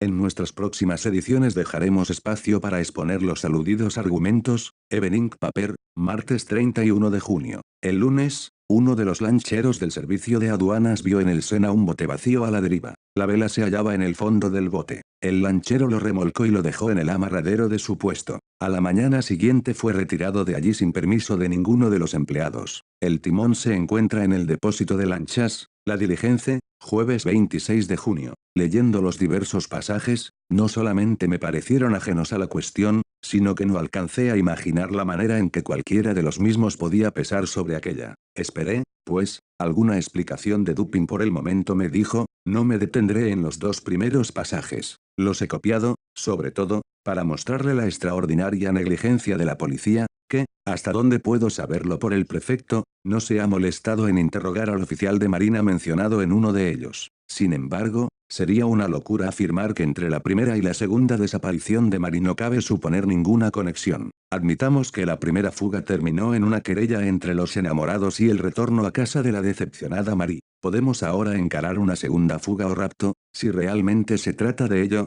como indicación de que el seductor ha reanudado sus avances y no como el resultado de la intervención de un segundo cortejante. Miramos la cosa como una reconciliación entre enamorados y no como el comienzo de una nueva aventura. Hay 10 probabilidades contra una de que el hombre que huyó una vez con Mary le haya propuesto una segunda escapatoria, y no que a la primera propuesta haya sucedido una segunda hecha por otro individuo. Le ha de notar, además, que el lapso entre la primera fuga, sobre la cual no cabe duda, y la segunda presumible abarca pocos meses más que la duración general de los cruceros de nuestros barcos de guerra. Fueron interrumpidos los bajos designios del seductor por la necesidad de embarcarse, y aprovechó la primera oportunidad a su retorno para renovar esos designios aún no completamente consumados, o, por lo menos, no completamente consumados por él. Nada sabemos de todo ello, dirá usted, sin embargo, que en el segundo caso no hubo realmente una fuga. De acuerdo, pero, ¿estamos en condiciones de asegurar que no existió un designio frustrado? Fuera de St. Eustache, y quizá de Beauvais,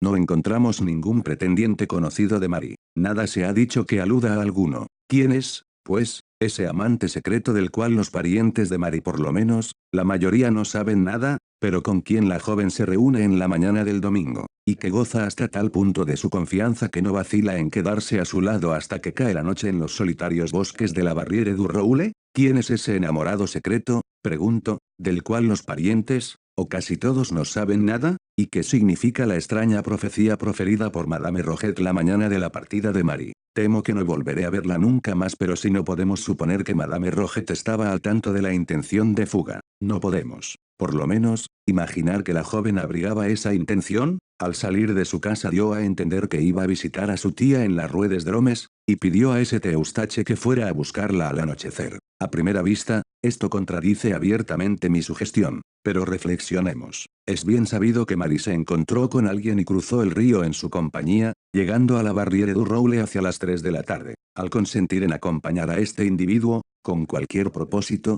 conocido o no por su madre, Mary debió pensar en lo que había dicho al salir de su casa y en la sorpresa y sospecha que experimentaría su prometido, St. Eustache, cuando al acudir en su busca a las Ruedes Dromes se encontrara con que no había estado allí, sin contar que al volver a la pensión con esta alarmante noticia se enteraría de que su ausencia duraba desde la mañana. Repito que Mary debió pensar en todas esas cosas. Debió prever la cólera de St. Eustache y las sospechas de todos. No podía pensar en volver a casa para enfrentar esas sospechas, pero éstas dejaban de tener importancia si suponemos que Mary no tenía intenciones de volver. Imaginemos así sus reflexiones: tengo que encontrarme con cierta persona a fin de fugarme con ella o para otros propósitos que solo yo sé. Es necesario que no se produzca ninguna interrupción, debemos contar con tiempo suficiente para eludir toda persecución. Daré a entender que pienso pasar el día en casa de mi tía, en las Ruedes Dromes, y diré a St. Eustache que no vaya a buscarme hasta la noche. De esta manera podré ausentarme de casa el mayor tiempo posible sin despertar sospechas ni ansiedad.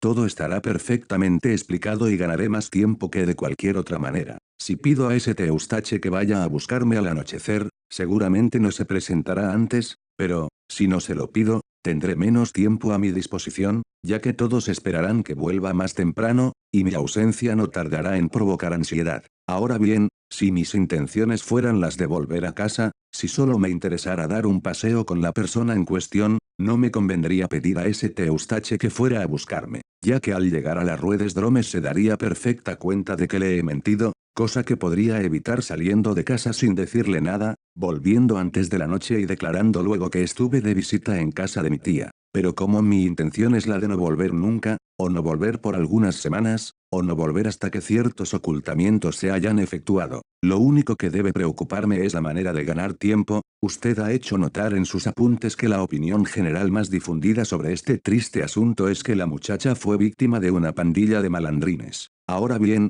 y bajo ciertas condiciones, la opinión popular no debe ser despreciada. Cuando surge por sí misma, cuando se manifiesta de manera espontánea, cabe considerarla paralelamente a esa intuición que es el privilegio de todo individuo de genio. En 99 casos sobre 100, me siento movido a conformarme con sus decisiones. Pero lo importante es estar seguros de que no hay en ella la más leve huella de sugestión. La voz pública tiene que ser rigurosamente auténtica, y con frecuencia es muy difícil percibir y mantener esa distinción. En este caso, me parece que la opinión pública referente a una pandilla se ha visto fomentada por el suceso colateral que se detalla en el tercero de los pasajes que le he mostrado. Todo París está excitado por el descubrimiento del cadáver de Marie, una joven tan hermosa como conocida. El cuerpo muestra señales de violencia y aparece flotando en el río. Pero entonces se da a conocer que en esos mismos días en que se supone que Marie fue asesinada, otra joven ha sido víctima de una pandilla de depravados y ha sufrido un ultraje análogo al padecido por la difunta.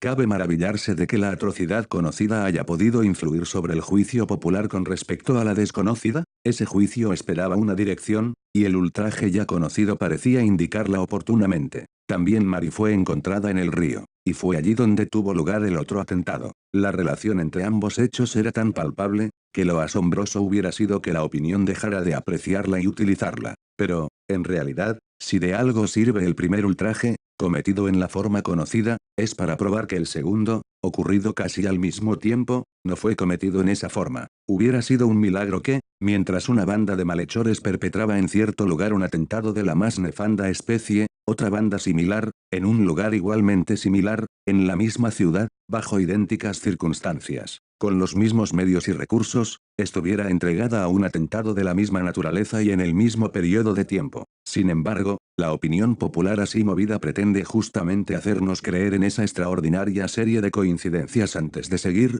consideremos la supuesta escena del asesinato en el soto de la Barriere du Roule. Aunque denso, el soto se halla en la inmediata vecindad de un camino público. Había en su interior 3 o 4 grandes piedras que formaban una especie de asiento, con respaldo y escabel. Sobre la piedra superior se encontraron unas enaguas blancas, en la segunda una chalina de seda. También aparecieron una sombrilla, guantes y un pañuelo de bolsillo. El pañuelo ostentaba el nombre Marie Roget. En las zarzas aparecían jirones de ropas. La tierra estaba pisoteada, rotas las ramas y no cabía duda de que había tenido lugar una violenta lucha. No obstante el entusiasmo con que la prensa recibió el descubrimiento de este soto y la unanimidad con que aceptó que se trataba del escenario del atentado, preciso es admitir la existencia de muy serios motivos de duda. Puedo o no creer que ese sea el escenario, pero insisto en que hay muchos motivos de duda. Sí, como lo sugiere Le Commerciel, el verdadero escenario se encontrara en las vecindades de la Rue Pavée André y los perpetradores del crimen se hallaran todavía en París. Estos debieron quedarse aterrados al ver que la atención pública era orientada con tanta agudeza por la buena senda. Cierto tipo de inteligencia no habría tardado en advertir la urgente necesidad de dar un paso que volviera a desviar la atención. Y puesto que el soto de la Barriere du Roule había ya dado motivo a sospechas, la idea de depositar allí los objetos que se encontraron era perfectamente natural. Pese a lo que dice Le Soleil, no existe verdadera prueba de que los objetos hayan estado allí mucho más de algunos días. En tanto abundan las pruebas circunstanciales de que no podrían haberse encontrado en el lugar sin despertar la atención durante los 20 días transcurridos desde el domingo fatal a la tarde en que fueron hallados por los niños. Los efectos, dice Le Soleil, siguiendo la opinión de sus predecesores, aparecían estropeados y enmohecidos por la acción de las lluvias, el moho los había pegado entre sí, el pasto había crecido en torno y encima de algunos de ellos. La seda de la sombrilla era muy fuerte, pero sus fibras se habían adherido unas a otras por dentro. La parte superior, de tela doble y forrada, estaba enmohecida por la acción de la intemperie y se rompió al querer abrirla. Con respecto al pasto que había crecido en torno y encima de algunos de ellos, no cabe duda de que el hecho solo pudo ser registrado partiendo de las declaraciones y los recuerdos de 2 niños, ya que estos levantaron los efectos y los llevaron a su casa antes de que un tercero los viera. Ahora bien, en tiempo caluroso y húmedo, como el correspondiente al momento del crimen, el pasto crece hasta 2 o 3 pulgadas en un solo día. Una sombrilla tirada en un campo recién sembrado de césped quedará completamente oculta en una semana. Y, por lo que se refiere a ese moho, sobre el cual Le Soleil insiste al punto de emplear 3 veces el término o sus derivados en un solo y breve comentario, como puede ignorar sus características, habrá que explicarle que se trata de una de las muchas variedades de fungus, cuyo rasgo más común consiste en nacer y morir dentro de las 24 horas. Vemos así, de una ojeada, que todo lo que con tanta soberbia se ha aducido para sostener que los objetos habían estado 3 o 4 semanas por lo menos en el soto, resulta totalmente nulo como prueba. Por otra parte, cuesta mucho creer que esos efectos pudieron quedar en el soto durante más de una semana, digamos de un domingo a otro. Quienes saben algo sobre los aledaños de París no ignoran lo difícil que es aislarse en ellos, a menos de alejarse mucho de los suburbios. Ni por un momento cabe imaginar un sitio inexplorado o muy poco frecuentado entre sus bosques o sotos. Imaginemos a un enamorado de la naturaleza,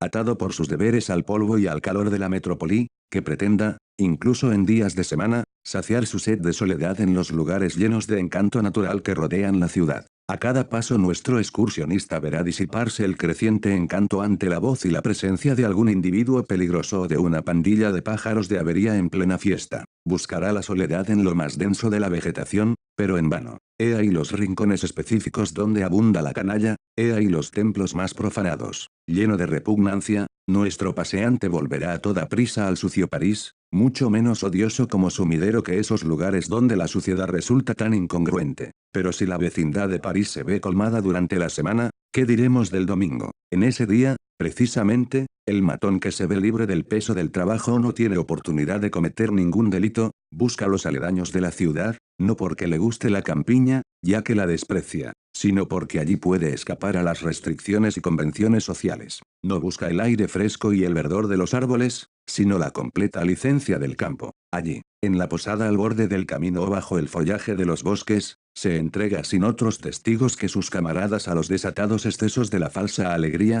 doble producto de la libertad y del ron. Lo que afirmo puede ser verificado por cualquier observador desapasionado. Habría que considerar como una especie de milagro que los artículos en cuestión hubieran permanecido ocultos durante más de una semana en cualquiera de los sotos de los alrededores inmediatos de París, pero hay además otros motivos para sospechar que esos efectos fueron dejados en el soto con miras a distraer la atención de la verdadera escena del atentado en primer término. Observe usted la fecha de su descubrimiento y relaciónela con la del quinto pasaje extraído por mí de los diarios. Observará que el descubrimiento siguió casi inmediatamente a las urgentes comunicaciones enviadas al diario, aunque diversas y provenientes, al parecer, de distintas fuentes, todas ellas tendían a lo mismo, vale decir a encaminar la atención hacia una pandilla como perpetradora del atentado en las vecindades de la Barriere du Roule. Ahora bien, lo que debe observarse es que esos objetos no fueron encontrados por los muchachos como consecuencia de dichas comunicaciones o por la atención pública que las mismas habían provocado, sino que los efectos no fueron encontrados antes por la sencilla razón de que no se hallaban en el soto, y que fueron depositados allí en la fecha o muy poco antes de la fecha de las comunicaciones al diario por los culpables autores de las comunicaciones mismas. Dicho soto es un lugar sumamente curioso.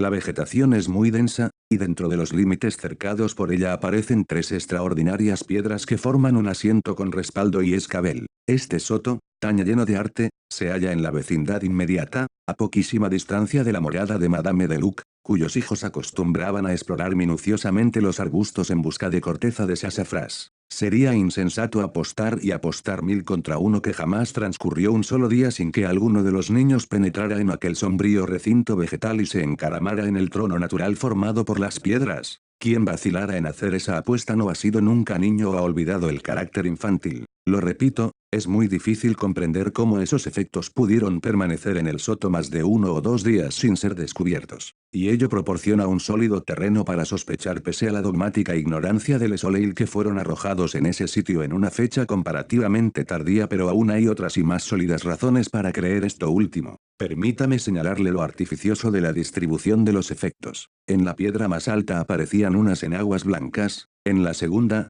una chalina de seda, tirados alrededor, una sombrilla, guantes y un pañuelo de bolsillo con el nombre Marie Roget. He aquí una distribución que naturalmente haría una persona no demasiado sagaz queriendo dar la impresión de naturalidad. Pero esta disposición no es en absoluto natural. Lo más lógico hubiera sido suponer todos los efectos en el suelo y pisoteados. En los estrechos límites de esa enramada parece difícil que las enaguas y la chalina hubiesen podido quedar sobre las piedras, mientras eran sometidas a los tirones en uno y otro sentido de varias personas en lucha. Se dice que la tierra estaba removida, rotos los arbustos y no cabía duda de que una lucha había tenido lugar. pero las enaguas y la chalina aparecen colocadas allí como en los cajones de una cómoda. Los jirones del vestido en las zarzas tenían unas 3 pulgadas de ancho por 6 de largo. Uno de ellos correspondía al dobladillo del vestido y había sido remendado. Daban la impresión de pedazos arrancados. Aquí, inadvertidamente, Le Soleil emplea una frase extraordinariamente sospechosa. Según la descripción, en efecto, los jirones dan la impresión de pedazos arrancados, pero arrancados a mano y deliberadamente. Es un accidente rarísimo que, en ropa como la que nos ocupa, un jirón sea arrancado por una espina. Dada la naturaleza de semejantes tejidos, cuando una espina o un clavo se engancha en ellos los desgarra rectangularmente, dividiéndolos en 2 desgarraduras longitudinales en ángulo recto, que se encuentran en un vértice constituido por el punto donde penetra la espina. En esa forma, resulta casi imposible concebir que el jirón sea arrancado. Por mi parte no lo he visto nunca, y usted tampoco. Para arrancar un pedazo de semejante tejido hará falta casi siempre la acción de 2 fuerzas actuando en diferentes direcciones. Solo si el tejido tiene 2 bordes, como, por ejemplo, en el caso de un pañuelo, y se desea arrancar una tira, bastará con una sola fuerza. Pero en esta instancia se trata de un vestido que no tiene más que un borde. Para que una espina pudiera arrancar una tira del interior, donde no hay ningún borde, hubiera hecho falta un milagro, aparte de que no bastaría con una sola espina. Aun si hubiera un borde, se requerirían 2 espinas, de las cuales una actuaría en 2 direcciones y la otra en una. Y conste que en este caso suponemos que el borde no está dobladillado. Si lo estuviera, no habría la menor posibilidad de arrancar una tira. Vemos, pues, los muchos y grandes obstáculos que se ofrecen a las espinas para arrancar tiras de una tela, y, sin embargo, se pretende que creamos que así han sido arrancados varios jirones, y uno de ellos correspondía al dobladillo del vestido. Otra de las tiras era parte de la falda, pero no del dobladillo. Vale decir que había sido completamente arrancado por las espinas del interior sin bordes del vestido. Bien se nos puede perdonar por no creer en semejantes cosas, y, sin embargo, tomadas colectivamente, ofrecen quizá menos campo a la sospecha que la sola y sorprendente circunstancia de que esos artículos hubieran sido abandonados en el soto por asesinos que se habían tomado el trabajo de transportar el cadáver. Empero, usted no habrá comprendido claramente mi pensamiento si supone que mi intención es negar que el soto haya sido el escenario del atentado. La villanía pudo ocurrir en ese lugar o, con mayor probabilidad, un accidente pudo producirse en la posada de Madame Deluc. Pero este es un punto de menor importancia. No es nuestra intención descubrir el escenario del crimen, sino encontrar a sus perpetradores. Lo que he señalado, no obstante lo minucioso de mis argumentos, tiene por objeto, en primer lugar, mostrarle lo absurdo de las dogmáticas y aventuradas afirmaciones de Le Soleil, y en segundo término, y de manera especial, conducirlo por una ruta natural a un nuevo examen de una duda, la de si este asesinato ha sido o no la obra de una pandilla. Resumiremos el asunto aludiendo brevemente a los odiosos detalles que surgen de las declaraciones del médico forense en la indagación judicial. Basta señalar que sus inferencias dadas a conocer con respecto al número de los bandidos participantes en el atentado fueron ridiculizadas como injustas y totalmente privadas de fundamento por los mejores anatomistas de París. No se trata de que ello no haya podido ser como se infiere, sino de que no había fundamentos para esa inferencia. Y no los había, en cambio, para otra. Reflexionemos ahora sobre las huellas de una lucha y preguntémonos qué es lo que tales huellas alcanzan a demostrar. Una pandilla, pero no demuestran, por el contrario, la ausencia de una pandilla. ¿Qué lucha podía tener lugar, tan violenta y prolongada, como para dejar huellas en todas direcciones entre una débil e indefensa muchacha y la imaginable pandilla de malhechores? El silencioso abrazo de unos pocos brazos robustos y todo habría terminado. La víctima debía quedar reducida a una total pasividad. Recordará usted que los argumentos empleados sobre el soto como escenario de lo ocurrido se aplican, en su mayor parte, a un ultraje cometido por más de un individuo. Solamente si imaginamos a un violador podremos concebir, y solo entonces, una lucha tan violenta y obstinada como para dejar semejantes huellas. Ya he mencionado la sospecha que nace de que los objetos en cuestión fueran abandonados en el soto. Parece casi imposible que semejantes pruebas de culpabilidad hayan sido dejadas accidentalmente donde se las encontró. Si suponemos una suficiente presencia de ánimo para retirar el cadáver, ¿qué pensar de una prueba aún más positiva que el cuerpo mismo, cuyas facciones hubieran sido borradas prontamente por la corrupción, abandonada a la vista de cualquiera en la escena del atentado. Me refiero al pañuelo con el nombre de la muerta. Si quedó allí por accidente, no hay duda de que no se trataba de una pandilla. Solo cabe imaginar ese accidente relacionado con una sola persona. Veamos, un individuo acaba de cometer el asesinato. Está solo con el fantasma de la muerta. Se siente aterrado por lo que yace inanimado ante él. El arrebato de su pasión ha cesado y en su pecho se abre paso el miedo de lo que acaba de cometer. Le falta esa confianza que la presencia de otros inspira. Está solo con el cadáver. Tiembla, se siente confundido. Pero es necesario ocultar el cuerpo. Lo arrastra hacia el río dejando atrás todas las otras pruebas de su culpabilidad. Sería difícil, si no imposible, llevar todo a la vez, y además no habrá dificultad en regresar más tarde en busca del resto. Mas en ese trabajoso recorrido hasta el agua su temor redobla. Los sonidos de la vida acechan en su camino.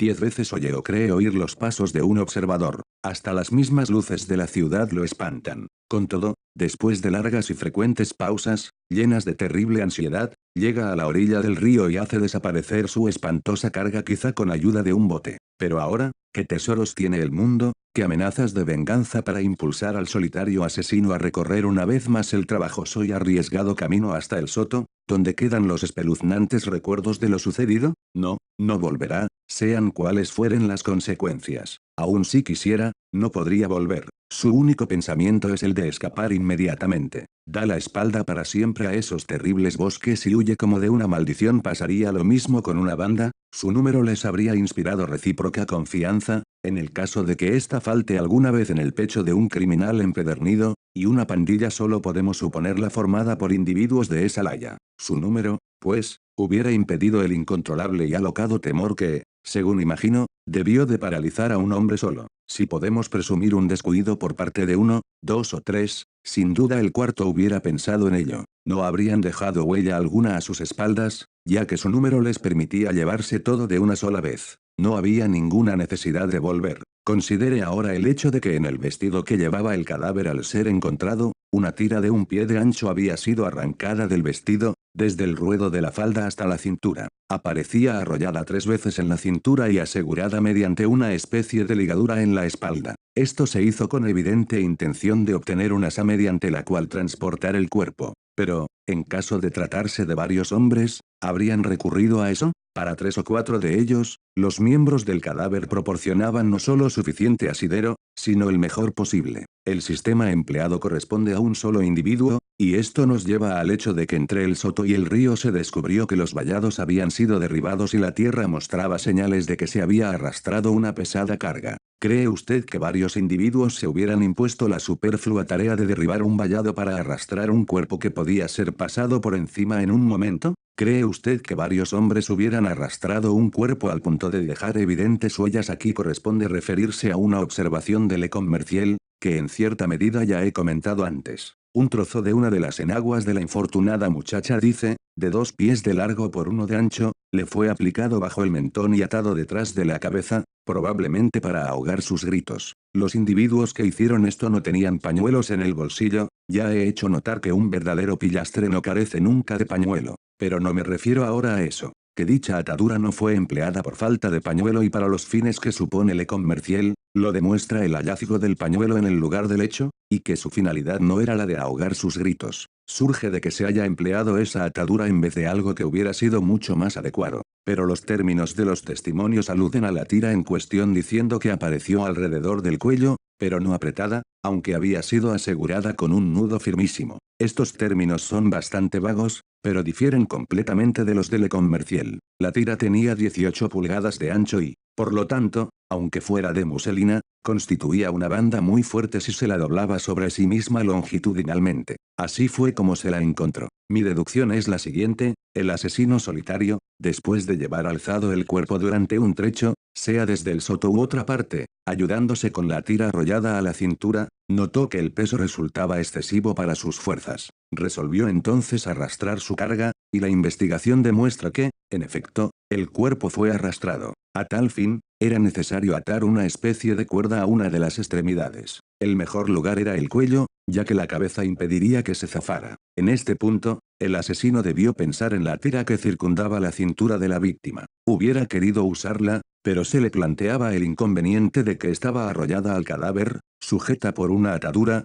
sin contar que no había sido completamente arrancada del vestido. Más fácil resultaba arrancar una nueva tira de las enaguas. Así lo hizo, ajustándola al cuello, y en esa forma arrastró a su víctima hasta la orilla del río. El hecho de que este lazo, difícil y penosamente obtenido, y solo a medias adecuado a su finalidad, fuera sin embargo empleado por el asesino, nace del hecho de que éste estaba ya demasiado lejos para utilizar la chalina, vale decir, después que hubo abandonado el soto, si se trataba del soto, y se encontraba a mitad de camino entre este y el río, dirá usted que el testimonio de Madame Deluc apunta especialmente a la presencia de una pandilla en la vecindad del soto. Aproximadamente, en el momento del asesinato. Estoy de acuerdo. Incluso me pregunto si no había una docena de pandillas como la descrita por Madame Deluc en la vecindad de la Barriere du Roule y aproximadamente en el momento de la tragedia. Pero la pandilla que se ganó la marcada enemistad y el testimonio tardío y bastante sospechoso de Madame Deluc, es la única a la cual esta honesta y escrupulosa anciana reprocha haberse regalado con sus pasteles y haber bebido su coñac sin tomarse la molestia de pagar los gastos. Tinquille y re, pero, ¿cuál es el preciso testimonio de Madame Deluc? Se presentó una pandilla de malandrines, los cuales se condujeron escandalosamente, comieron y bebieron sin pagar, siguieron luego la ruta que habían tomado los dos jóvenes y regresaron a la posada al anochecer, volviendo a cruzar el río como si tuvieran mucha prisa. Ahora bien, esta gran prisa debió probablemente parecer más grande a ojos de Madame Deluc, quien reflexionaba triste y nostálgicamente sobre sus pasteles y su cerveza profanados, y por los cuales debió abrigar aún alguna esperanza de compensación. Porque, si no, se refirió a la prisa, desde el momento que ya era el anochecer, no hay ninguna razón para asombrarse de que una banda de pillos se apresure a volver a casa cuando queda por cruzar en bote un ancho río, cuando amenaza tormenta y se acerca la noche. Digo que se acerca, pues la noche aún no había caído. Era tan solo al anochecer cuando la prisa indecente de aquellos bandidos ofendió los modestos ojos de Madame Deluc. Pero estamos enterados de que esa misma noche, tanto Madame Deluc como su hijo mayor, oyeron los gritos de una mujer en la vecindad de la posada. ¿Y qué palabras emplea Madame Deluc para señalar el momento de la noche en que se oyeron esos gritos? Poco después de oscurecer, afirma. Pero poco después de oscurecer significa que ya ha oscurecido. Vale decir, resulta perfectamente claro que la pandilla abandonó la Barriere du Roule antes de que se produjeran los gritos escuchados por Madame Deluc. Y aunque en las muchas transcripciones del testimonio las expresiones en cuestión son clara e invariablemente empleadas como acabo de hacerlo en mi conversación con usted, hasta ahora ninguno de los diarios parisienses, ni ninguno de los funcionarios policiales ha señalado tan gruesa discrepancia. Solo añadiré un argumento contra la noción de una banda, pero el mismo tiene, en mi opinión, un peso irresistible. Dada la enorme recompensa ofrecida y el pleno perdón que se concede por toda declaración probatoria, no cabe imaginar un solo instante que algún miembro de una pandilla de miserables criminales o de cualquier pandilla, no haya traicionado hace rato a sus cómplices. En una pandilla colocada en esa situación, cada uno de sus miembros no está tan ansioso de recompensa o de impunidad, como temeroso de ser traicionado. Se apresura a delatar lo antes posible, a fin de no ser delatado a su turno. Y que el secreto no haya sido divulgado es la mejor prueba de que realmente se trata de un secreto. Los horrores de esa terrible acción solo son conocidos por Dios y por una o dos personas. Resumamos los magros pero evidentes frutos de nuestro análisis. Hemos llegado, ya sea a la noción de un accidente fatal en la posada de Madame Deluc, o de un asesinato perpetrado en el soto de la Barriere du Roule por un amante o, en todo caso, por alguien íntima y secretamente vinculado con la difunta. Esta persona es de tez morena. Dicha tez, la ligadura en la tira que rodeaba el cuerpo, y el nudo de marinero con el cual apareció atado el cordón de la cofia, apuntan a un marino. Su camaradería con la difunta, muchacha alegre pero no depravada, lo designa como perteneciente a un grado superior al de simple marinero. Las comunicaciones al diario, correctamente escritas, son en gran medida una corroboración de lo anterior. La circunstancia de la primera fuga, conforme la menciona Le Mercure, tiende a conectar la idea de este marino con la del oficial de marina, de quien se sabe que fue el primero en inducir a la infortunada víctima a cometer una irregularidad y aquí. De la manera más justa, interviene el hecho de la continua ausencia del hombre moreno. Permítame hacerle notar de paso que la tez del mismo es morena y atezada, no es un color moreno común el que atrajo la atención tanto de Valence como de Madame Deluc. Pero, ¿por qué está ausente este hombre? Fue asesinado por la pandilla. Si es así, Como no hay más que huellas de la joven asesinada, es natural suponer que los dos atentados se produjeron en el mismo lugar. ¿Y dónde se halla su cadáver? Con toda probabilidad, los asesinos hubieran hecho desaparecer a ambos en la misma forma. Pero lo que cabe suponer es que este hombre vive, y que lo que le impide darse a conocer es el miedo de que lo acusen del asesinato. Esta razón es la que influye sobre él actualmente, en esta última fase de la investigación, ya que los testimonios han señalado que se le vio con Mary, pero no tenía ninguna influencia en el periodo inmediato al crimen. El primer impulso de un inocente hubiera sido denunciar el ultraje y ayudar a identificar a los culpables. Era lo que correspondía. El hombre había sido visto con la joven. Cruzó el río con ella en un ferryboat. Aún para un atrasado mental, la denuncia de los asesinos era el único y más seguro medio de librarse personalmente de toda sospecha. No podemos imaginarlo, en la noche del domingo fatal, inocente y a la vez ignorante del atentado que acababa de cometerse. Y, sin embargo, solo cabría suponer esas circunstancias para concebir que hubiese dejado de denunciar a los asesinos en caso de hallarse con vida. ¿Qué medios tenemos para llegar a la verdad? A medida que sigamos adelante los veremos multiplicarse y ganar en claridad. Cribemos hasta el fondo la cuestión de la primera escapatoria. Documentémonos sobre la historia del oficial, con sus circunstancias actuales y sus andanzas en el momento preciso del asesinato. Comparemos cuidadosamente entre sí las distintas comunicaciones enviadas al diario de la noche, cuyo objeto era inculpar a una pandilla. Hecho esto, comparemos dichas comunicaciones, tanto desde el punto de vista del estilo como de su presentación, con las enviadas al diario de la mañana, en un periodo anterior, y que tenían por objeto insistir con vehemencia en la culpabilidad de Menais. Cumplido todo esto,